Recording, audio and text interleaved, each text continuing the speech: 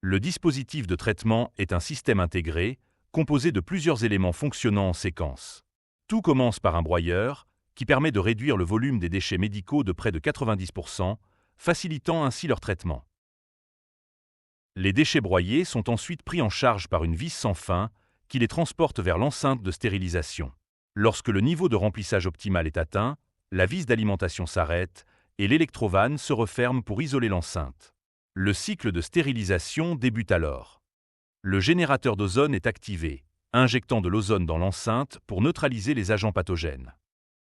Des résistances de chauffage prennent alors le relais pour chauffer l'air à l'intérieur, assurant la destruction totale de l'ozone résiduel.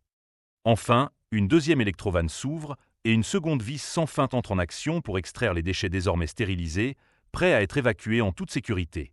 Le processus global se déroule en 3 étapes successives. La première étape, non présentée dans cette vidéo, consiste en le broyage des déchets médicaux, permettant une réduction de volume supérieure à 90%. La deuxième étape concerne la stérilisation des déchets broyés à l'ozone. Ceux-ci sont introduits dans une enceinte de traitement où ils sont exposés à l'ozone pendant une durée de stérilisation pouvant atteindre 30 minutes.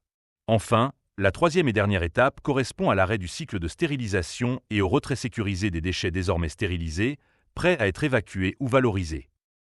La séquence commence par l'introduction des déchets médicaux broyés dans la trémie d'alimentation. Ces déchets sont ensuite transportés grâce à une première vis sans fin vers l'enceinte de stérilisation. Le passage s'effectue par une ouverture située sur la paroi supérieure, contrôlée par une électrovanne. Lorsque le niveau de remplissage souhaité est atteint, la vis d'alimentation s'arrête automatiquement et l'électrovanne se referme. Le processus de stérilisation débute alors. Le générateur d'ozone est activé, diffusant l'ozone à l'intérieur de l'enceinte. Simultanément, un mélangeur à palette entre en action pour homogénéiser les déchets, garantissant ainsi un contact optimal avec l'ozone. Une fois cette étape terminée, une seconde électrovanne s'ouvre et une deuxième vis sans fin est activée pour extraire les déchets désormais stérilisés vers la sortie.